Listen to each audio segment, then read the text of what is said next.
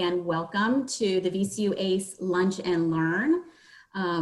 This is brought to you by the VCU Autism Center in collaboration with the Virginia Department of Education. So we're so happy to have you join us this afternoon. So before we get started, I'd like to go through a couple of housekeeping items. There we go, okay. So a couple housekeeping items. First, and I'm gonna go ahead and read these so I make sure not to miss anything, but for educational and quality control, we are going to be recording the Zoom session. So with your participation, you're consenting to being recorded.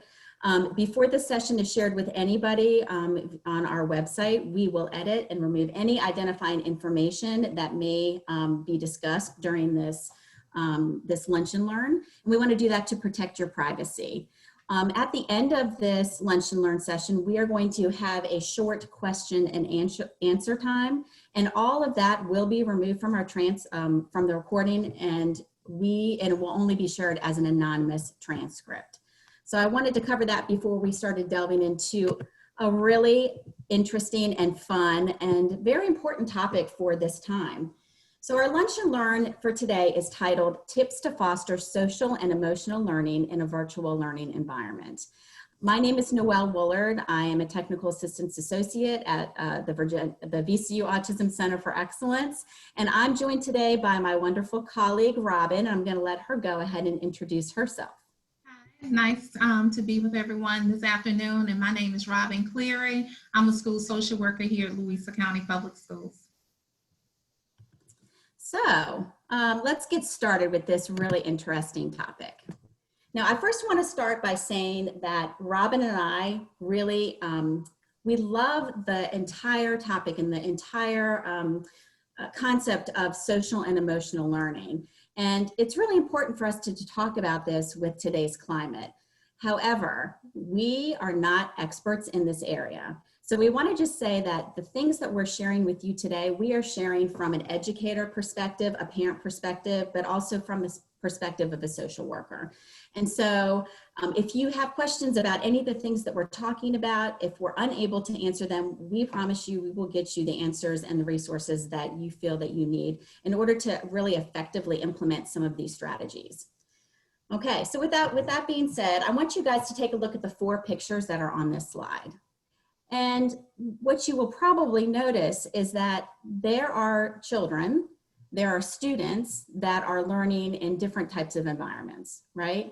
And so this kind of seems to be like the way of life anymore. You know, we are living during a worldwide pandemic. So we have some students who are learning in the classroom using, appropriate social distancing techniques. We have kids that are learning at home and are receiving a lot of their instruction with a lot of parental support. So Robin and I really wanted to make sure that before we even started talking about this, that we all understand and know that while every child is individual, every family is individual, every learning situation, school districts, school division is kind of individual in the things that they are kind of doing and rolling out during this pandemic. We all are in this together, and we're all here to kind of figure these things out and how to support our teachers, our students, and our parents and our communities together. So let's go ahead and look at this quote. And I really, really like this quote. This is a quote from Aristotle, and I feel like it really kind of lays a really nice foundation in terms of the thinking of the mindset behind social and emotional learning. So let me go ahead and read it. Educating the mind without educating the heart is no education at all. So I want you guys to kind of think about that for a little bit. Educating the mind without educating the heart is no education at all. So when I read this quote, I kind of think about the fact that when kids are in school, as teachers, we're really focusing on making sure that they get those academic skills, right? We're really focusing on making sure that they're making academic growth. Well, that's only one part of our kid. That's only one part of our student or our kid that's at home. The other part is really educating what's inside of them in terms of their emotional and social needs and their emotional and social development as well. So in the same way that we teach reading, writing, and math, and we break those skills down, and then we put them back together and build upon them, we need to think about building social and emotional skills in our students in the very same way. Okay, so both of them come together in order to make us really effective, productive, responsible members of our community. All right, we're going to talk about social emotional learning, also referred to as SEL. And basically what social and emotional learning is one's ability to apply their knowledge, their understanding, their attitude, and basically skills in navigating through their interactions with others. And one model that is known and supported in education as well as within the policy setting is the CASEL or the CASEL model. And it stands for Collaborative and Academic, Social, and Emotional Learning. And today we're going to look at 5 of the social competencies embedded in the CASEL model. So before we do that, Robin, why don't we go ahead and show them the CASEL website? Yes. Okay, perfect. Whoops. Well, we would love to do that, but, okay, well, here we go. There we go. I love technology. Okay, so this is a great resource for parents and also as well as service providers to kind of go and get some really, really solid information on social and emotional learning. And this organization is funded by private donors, but it's also funded by agencies as well. So as you'll notice across the top, you can get some information on basic SEL and the competencies, which Robin and I are going to discuss more in depth in a little bit. You can see it in action as it relates to all of the places here, districts, communities, where a child would be participating in. And so this is my favorite part here, the research. Robin and I really particularly care about what the research says in terms of, is this an evidence-based practice, or are the things that we're doing evidence-based to actually promote social and emotional learning? But this is an excellent website for you to go and visit and just get really good resources that you can use yourself or share with others. Okay.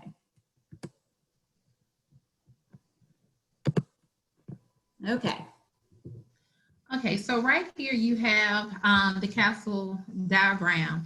And in the middle here, you see its centered focus is self-awareness, self-management, responsible decision-making, relationship skills, and social awareness, which we will talk about in depth as we continue on. But first we want to highlight the outside of this diagram, which we see home and communities, schools, and the classroom. And basically this right here is the support of what our students need in order to be successful, to develop and to maintain healthy relationships. Schools cannot do it alone, homes can't do it alone, so it's important to have that partnership and for that to trickle into the classroom. And if we are working together collectively, we are building these skills within our students. The first one we want to look at is self-awareness. And basically is thinking a child understanding who they are, being able to identify their emotions, have self-confidence, recognize their own strengths, their accurate self-perception, and self-efficacy. Excuse me, when you look at this picture here, you see these basketball players, and the two who are in front of each other, like ready to, you wonder who's identifying their own emotions, or right now are they caught up in thinking what the other person did to offend them without controlling, okay, let me see how I can assess and control this situation. One program that will help students to access their self-awareness is called Quaver. And I must say this is a program and it's one that is a fee. However, I was able to get it through a professional organization for free. However, in looking through the program, I've discovered ways in which you could modify this in your classroom and at home free of charge. And I will show you some examples as we go along. So Noelle, if you would click, we're going to look at just an example.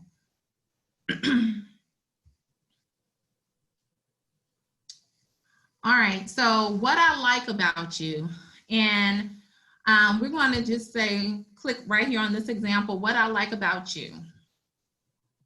I like your eyes. That you sing. In class, I like it with my work when I need it. Okay, so with this example at home, it's important for you to let your children know what it is that you like about them as we are instilling social and emotional self-awareness qualities in them. And one example I use with parents, simple, toilet paper. I know it's been hard to find with COVID, but I have a roll. And so right here, I use this with my parents, and I just ask students or their parents to take however much they need. And afterwards, let's say I have 1, 2, 3, 4 squares here. And I ask the student or the parent, what is it that you like or admire about your child? Again, instilling in them self-awareness so that when they leave the home, hey, mom said, I'm pretty. She says, I'm smart, I'm kind, and I'm responsible. So that's just one example. Thank you. Next slide.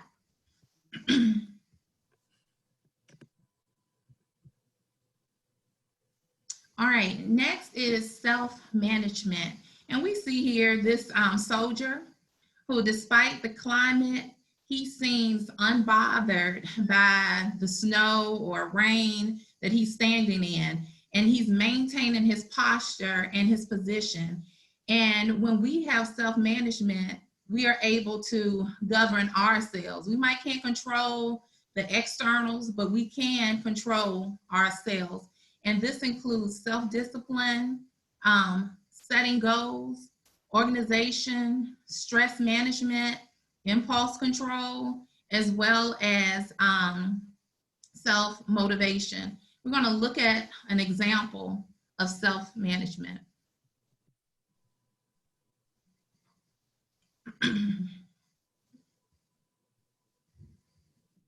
Okay, so taking steps towards my goals. When I grow up, I want to be, let's hear. When I grow up, I want to be a veterinarian. School will help me reach this goal because I learned to work hard. When I grow up, I want to be a writer. School will help me reach this goal because I practice writing every day. All right, I just want to highlight with this, the first child says school will help me reach this goal because it teaches her how to work hard. A lot of times when we ask students, I know I deal with attendance issues often and talking to students, what do you want to be when you grow up? And they don't see the significance of, I don't know why I want to be a video gamer. I don't see what going to English class and how that's going to help me. But this student says how it's going to help her. It's more than just obtaining academic information. Going to school also teaches discipline. It teaches you how to be responsible, how to interact with others. And this young lady, she realizes, well, I want to be a writer and I need to go to school so that I can continue to practice my writing and get tips from my teachers. Mm-hmm. I love this example, Robin, because as a teacher and as a parent, this is an activity that you can do on paper and pencil. And it could be an activity between the parent and the child to kind of think about goal setting. But it's also an activity that can be done in the classroom as easily. So I think it's very versatile, and I think it starts those conversations, those deep conversations that just will build for, you know, more self-awareness and setting those goals in life. So I love this one. I'm glad you shared this one. All right. Next is responsible decision making. And again, this is dealing, well, not again, but this is dealing with ethical responsibility, being able to solve problems, identifying problems, analyzing a situation, evaluating, and reflecting. And so with this, when you want to teach your child how to be responsible, to think before they act, let's say, okay, what are the consequences? If I do this now, would the negative consequences outweigh the positive for this instant gratification? Let's see this slide to see what it has to say. Okay, now this is something that you can try at home to teach your children how to evaluate a situation. Again, be creative, and this is a criteria to evaluate your decisions. I remember years ago, there were 3 things, and if it didn't pass the test, I needed to be quiet. If it wasn't kind, if it wasn't true, and if it wasn't necessary. So here we're going to look at these 6. We're going to click on the lady to hear what she has to say first. Oh, sorry, Robin. We make decisions every day. Sometimes I wonder if I've made a good decision. This list gives me criteria to evaluate if the decision I've made is a good one. Okay. Okay, so let's evaluate. Did it help someone? I felt proud as a result. It helped me improve. It solved a problem. It completed a task. It improved a relationship. So again, we want to teach our children at home, at school, and throughout the community of making wise decisions. And they can determine whether they made a decision that was wise or not. If they sat on the couch all day, didn't do any homework, didn't help you clean the house, didn't do anything to make themselves feel good, it didn't help them improve because they didn't read anything, so they didn't gain anything. It didn't solve a problem, they didn't complete a task, and it didn't improve a relationship because now they're on punishment. Mm-hmm.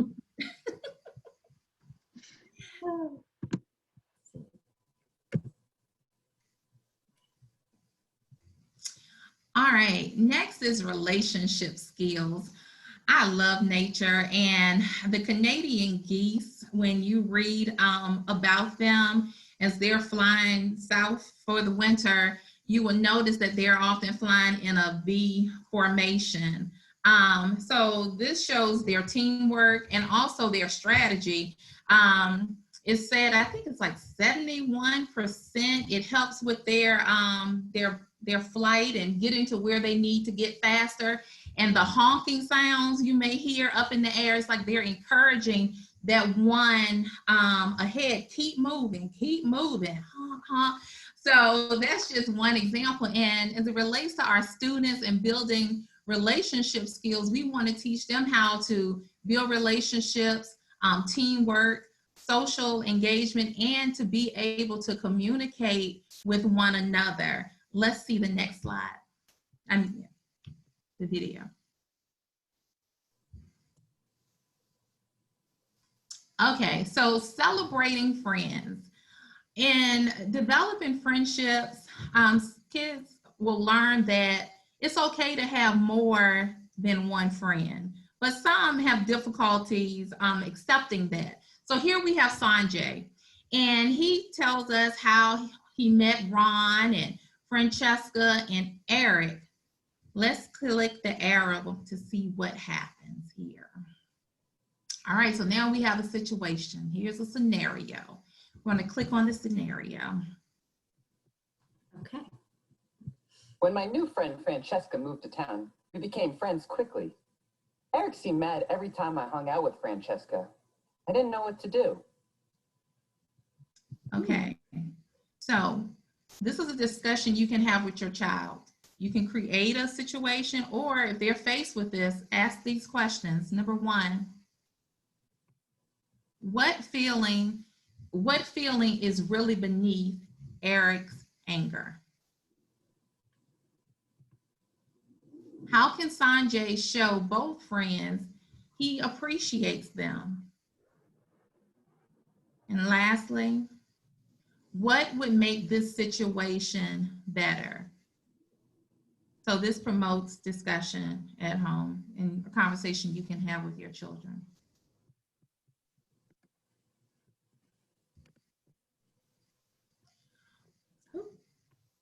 Okay, social awareness. This entails the respect of others, perspective taking, appreciating diversity, and empathy. So being aware of those in whom you are interacting with.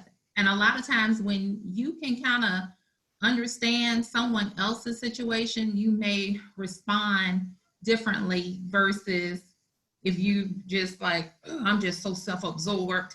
And so let's look at an example here of how we can teach our children how to practice social awareness.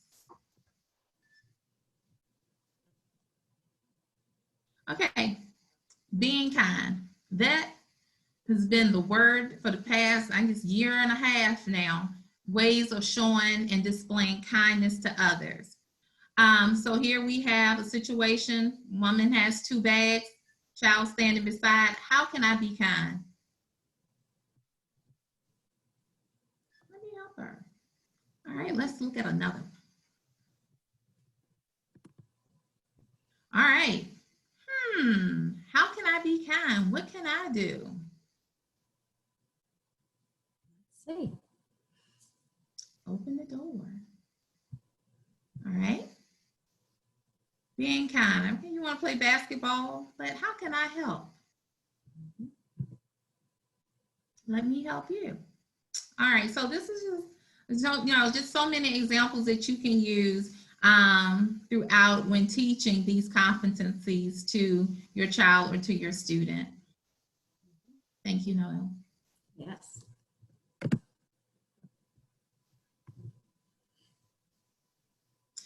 So what does the research tell us about SEL? You know, learning is a process, and I don't think we ever fully master something. However, once you learn these skills, the research says that students will gain a greater well-being and they will show better performance in school. And with those 2 bullet points, greater well-being is certainly something that we all strive for. But students who have a better school performance, at least I know the students that I'm around, they have less stress. You know, as they're doing better in stress, they seem to have reduced emotional stress, especially when their well-being is better. And then oftentimes we find that we see behaviors that are more appropriate in the classroom and in the home setting, and we see less of those negative behaviors that might impact learning in terms of academics or social and emotional learning. Okay. So Robin and I wanted to share a 2-minute video from the CASEL website that really takes all the information that we just shared with you and really wraps it together in a nice summary. So we're gonna show this video, and it's going to give you some examples that kind of highlight the 5 competency areas that Robin just discussed. Social emotional learning is essential. It's the tools that kids need to be resilient, to be problem solvers, to be good people. SEL is really about the holistic development of young people. SEL is trying to bring a balance to the individual and what are the personal competencies you need to develop to be successful. How do you pull them all together so that kids can relate and navigate the world more effectively? The myth was that knowledge was information that could be bolted onto a brain like any other kind of mechanical part. The truth is, knowledge is constructive. The truth is, all learning is relational. The truth is that emotion drives attention, and attention drives learning. social and emotional learning is about how you do school. It's about what the student experiences, what the student learns, how teachers.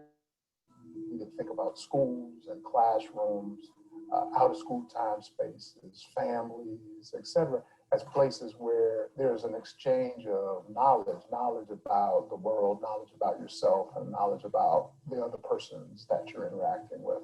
All of those kinds of experiences, I think, help form and expose and shape the ways in which young people understand themselves and other people.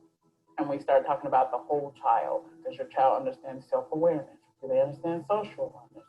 Do they make good decisions? Are they responsible? And then we start talking about what that applies to academics and looking at all the essential skills we need them to be successful in life. Children learn when their heart is open, engaged, connected, and filled with purpose. Learning is magical, and through SEL, we can create kids to access that magic.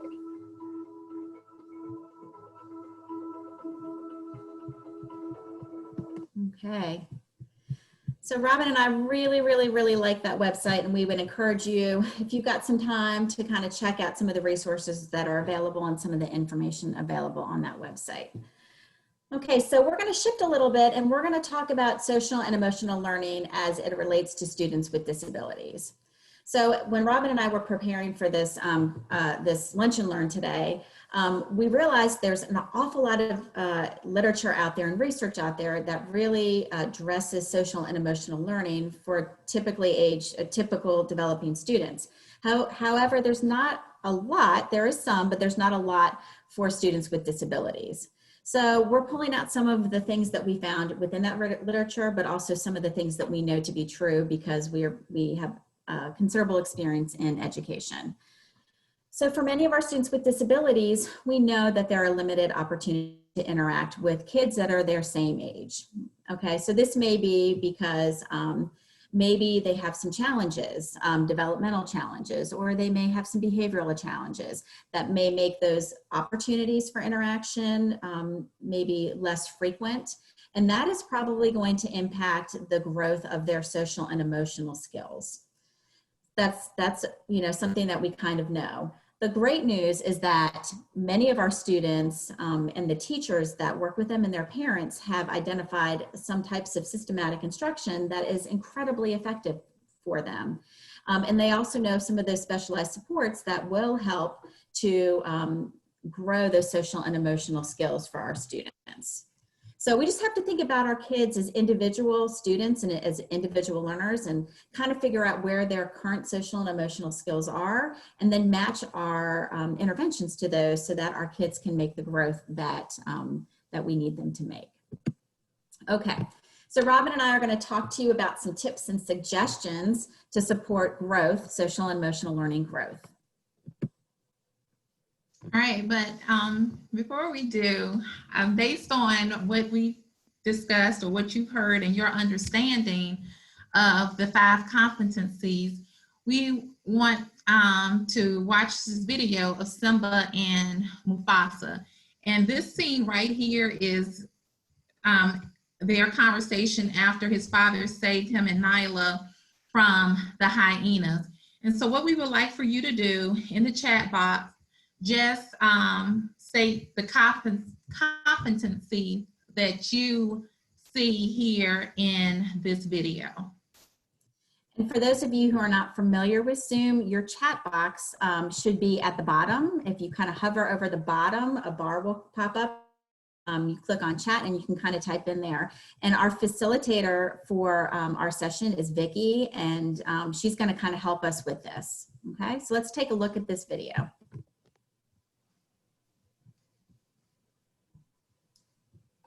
Zazu, Yes, sire? take Nala home. I've got to teach my son a lesson.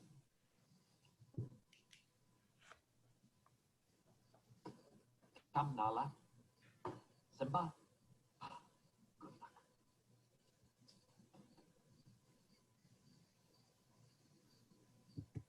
Simba.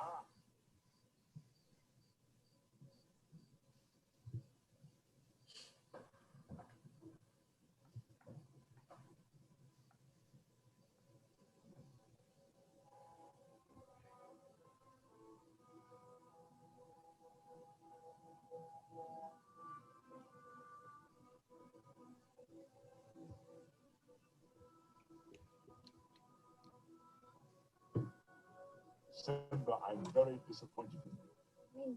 You could have been killed. You deliberately disobeyed me. And what's worse, you put Nala in danger.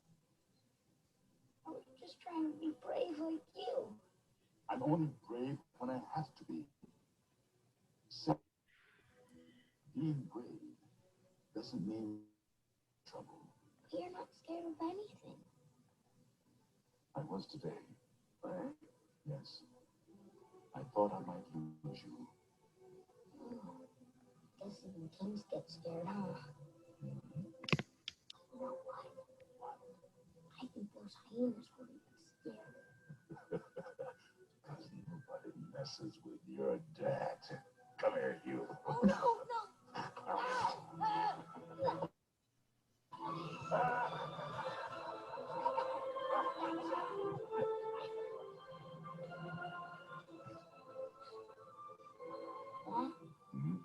We're pals, right? Right. We'll always be together, right? Simba, let me tell you something my father told me. Look at the stars. The great kings of the past look down on us from those stars. Really? Yes. So whenever you feel alone, just remember that those kings will always be there to guide you. And so am I.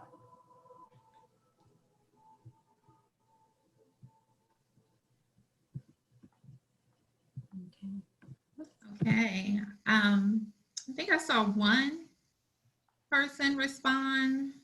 Was it self-awareness? Okay. Yes, Kim responded with self-awareness, and Paula added relationship building. Okay. And for me, I was thinking self-management. Okay. Kathy has self-direction. Nikki also added relationship. I thought there was a little bit of trying to teach him responsible decision-making. Yeah. Been in that place in that time anyway, you know? Okay, that's great. Thank you guys for participating.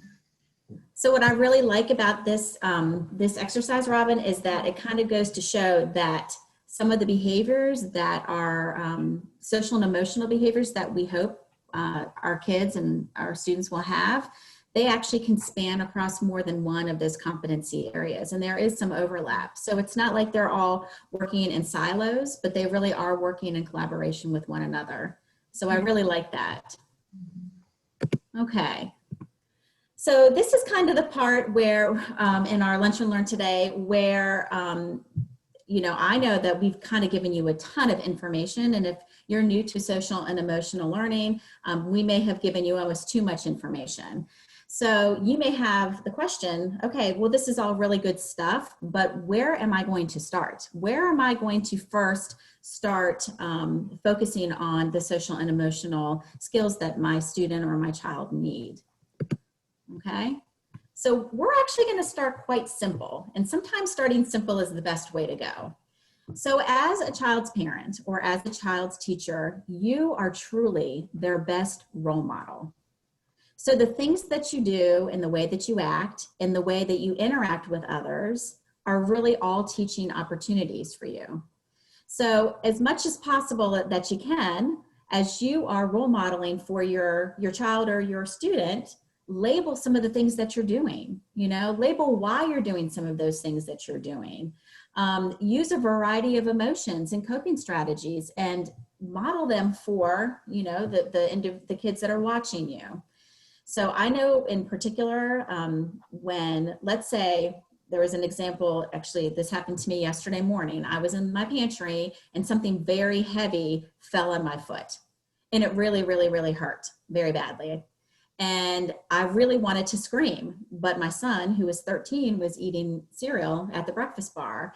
And instead of screaming, I actually said to myself, I'm going to count to 5 right now. And I said 1, 2, 3, 4, 5, and I'm going to take a deep breath. So I'm like modeling the things that I hope that he will do when something falls on his foot and it hurts very badly. So those are things that our kids are going to learn incidentally, and they don't require an awful lot of teaching. It's an easy thing for us to do, but it can get us a really nice outcome. So the first one is be a role model for your students and your children. The second is be an encourager. And when I think about an encourager, I think about a coach who's kind of rooting, you know, their players on because they want their players to perform to the best of their abilities. Well, we're doing the same thing when it comes to social and emotional learning. So when we see our students or our kids doing really good things, being kind, being respectful, going out of their way to help somebody, making a good choice, make sure that you acknowledge those things and give them praise and acknowledgement for it. It can be as simple as a pat on the back, or even like giving a student, you know, I had a couple students where I could give them a certain eye. They knew that what they did was really a good thing. You know, we're also going to have our kids sometimes make a misstep, and we're going to have to use those missteps as teachable moments. And so sometimes we can teach in the moment, and then sometimes we need to keep that misstep in the back of our head and teach at a later time. And there's lots of different ways that you can do that. You can do that through role playing. You can do that through conversations. You can do it through social stories, which are incredibly effective, or even comic strip conversations. And those were all strategies developed by Carol Gray.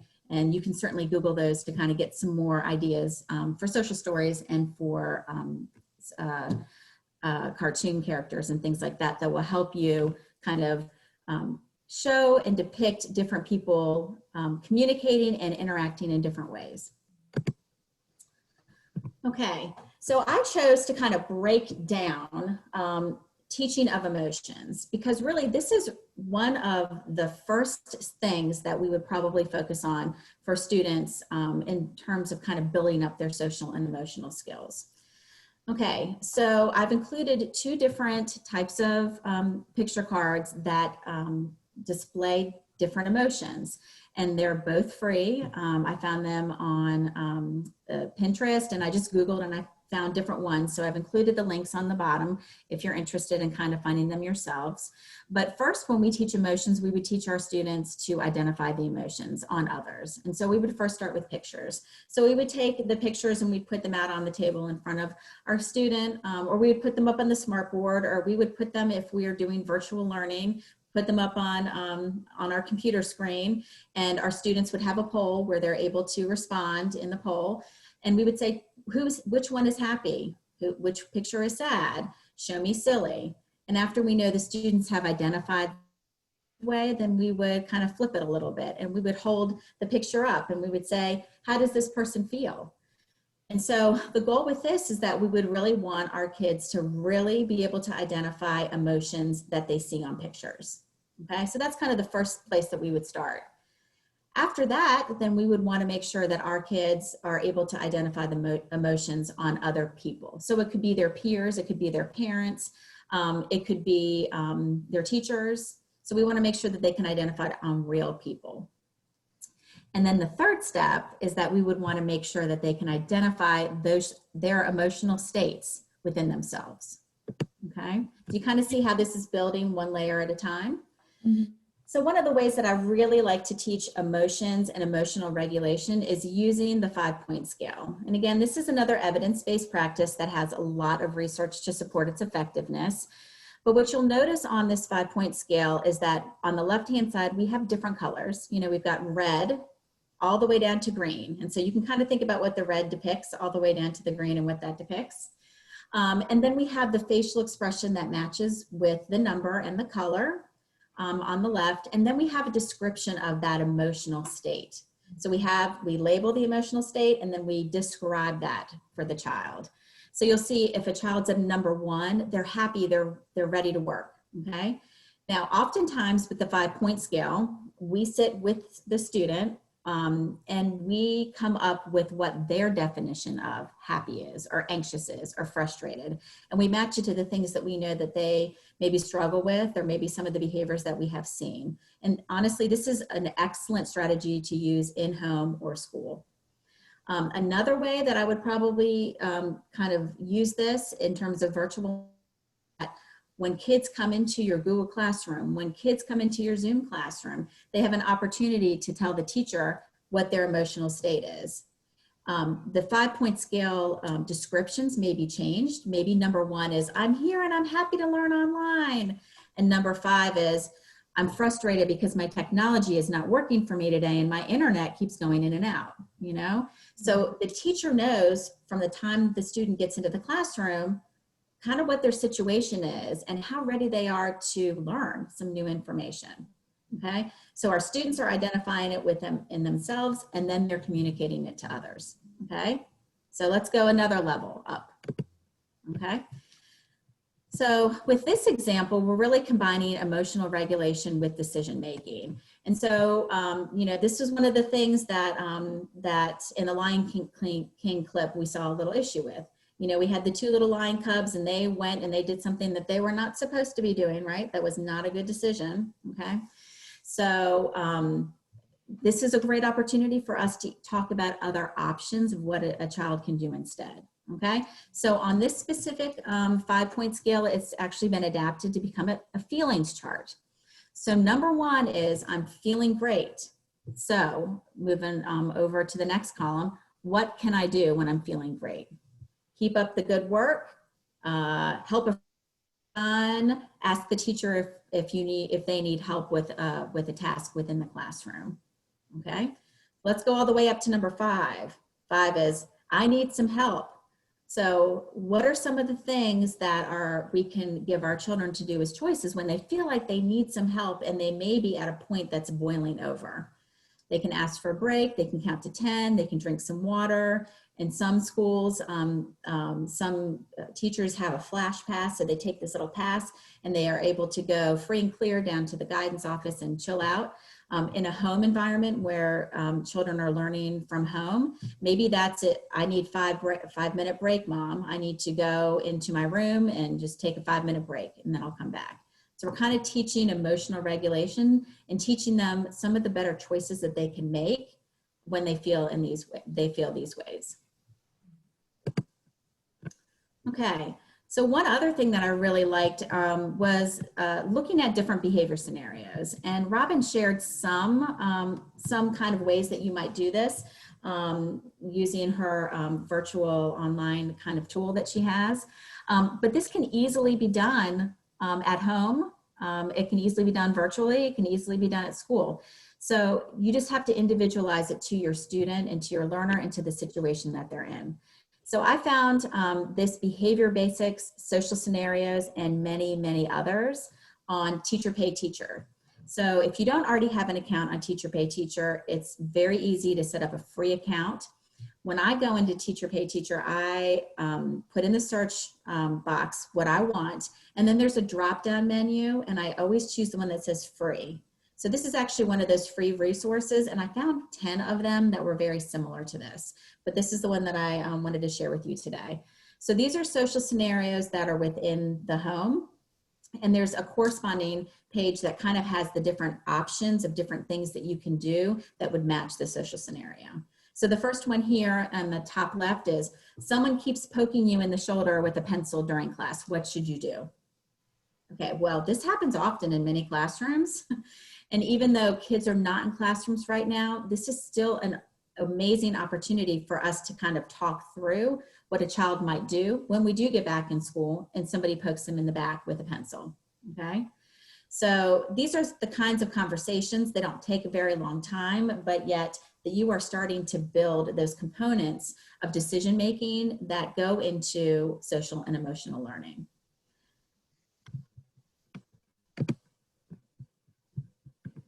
Okay, Robin.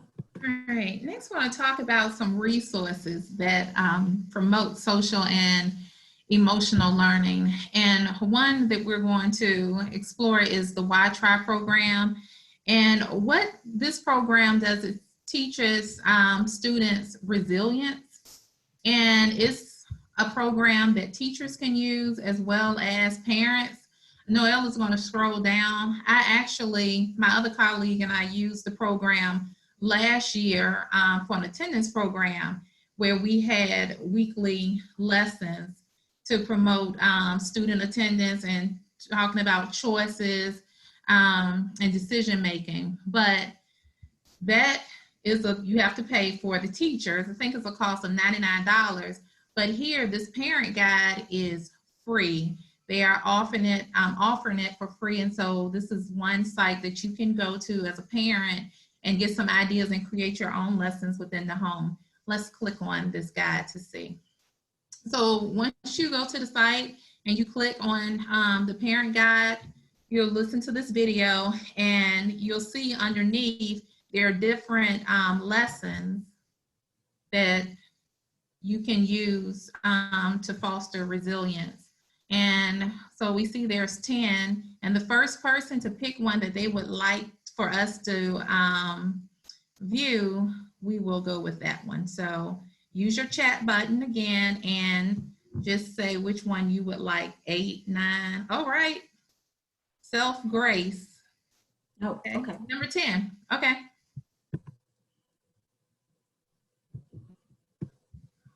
All right, I can't, Noelle is blocking my screen. I can't read.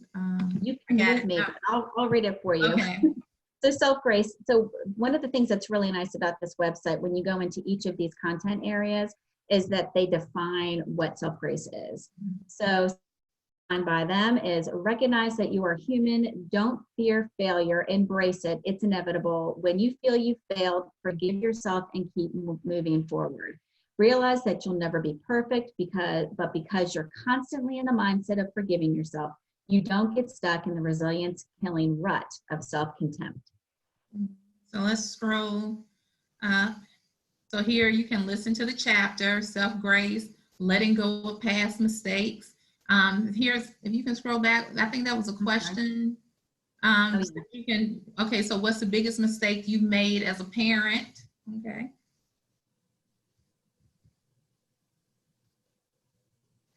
It provides you 7 keys to self-grace.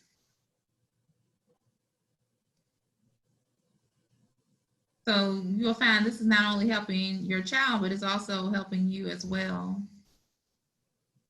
And Robin, some of the other chapters or some of the other content areas really do target behavior or child behavior. This is kind of nice because it's matched to adult behavior, and I like that an awful lot as a parent. And then in many of these content areas, there's also activities. Yeah, right. Here's activities again. Yeah. How about the failure wall? Okay.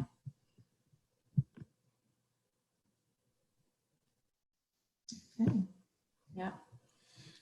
So in some of the other chapters that are more student driven, you do have lesson plans that can be used by a parent or a teacher, and they can be adapted. So we really like that. I like this self-grace. I think this one's nice too, though. Okay. All right, and also you can visit, there's a Facebook page that actually I am on along with my other colleague, The Scoop, where school social workers go live and providing information on how parents can also continue to support SEL at home. Okay, so we're at the portion we're at the time in our Lunch and Learn where we start to kind of have a discussion or give you guys an opportunity to ask questions. A question that came up when you were showing the original video was, is that an app? You shared the website, but do they have an app, Robin? No, not to my knowledge. It's actually, it's a curriculum that you would have to purchase.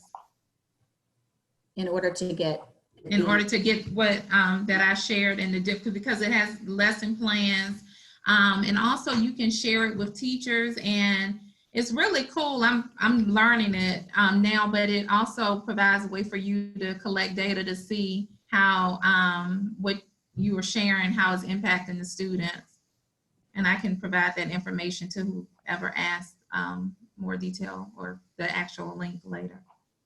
Both Kim and Linda thought the information you just shared was really going to be very helpful to both kids, teachers, and families. Thank you. That's great. Thank you. Are there other comments? It was a really good program today. Yeah, well, thank you. Well, Next week's program is going to be amazing, Vicki. So next week, Whitney and Emily are going to be talking about evidence-based parent supports for pandemic distance learning. And if you go on our vcuautismcenter.org website, there is a banner that kind of scrolls through. On one of those pages, there is the registration link for our upcoming future lunch and learns. And I would really invite you to go and visit our webpage and check out our resources and register for some other topics that are really interesting. If you're a teacher, you might want to reach out to some of your parents and make them aware of this upcoming lunch and learn. And again, even if they can't make it at that time, it's going to be then saved to our website so they could access it later. But they might really like to be able to interact with Emily and Whitney next week. Absolutely, absolutely. So we thank you guys all for participating today, and I wish I could see each and every one of your faces, but it was wonderful to have you participate. And if there's any topic that you might be interested in learning about more in the future, if you wouldn't mind just emailing the Autism Center at vcu.edu, or you can just Google my name, Noelle Woolard, and VCU Autism Center, and my email address usually pops up as well. But we are here to support you in any way that you may need, and we are happy to customize any topic that you might want to hear more about. If I could just interject, there's been another question. Okay. Are there middle school strategies? Yes, absolutely. So social and emotional learning is really, it's actually like a lifelong skill that we're constantly learning to develop. And so yes, as students progress, just like they would progress developmentally, there are going to be additional strategies that are more complex and just a little bit more, I guess, just fuller. I don't know how else to explain it, Robin. Yeah, and I would say the Quaver program, they do offer, I think it goes up maybe to 8th grade. So I want to say that there is something even in there for middle school students. Mm-hmm. Awesome. Perfect. Mm-hmm. Thank you, everybody, for your time. I appreciate it. Great. Hopefully we'll see you guys next week or at a future lunch and learn. Bye-bye. Bye. Thank you.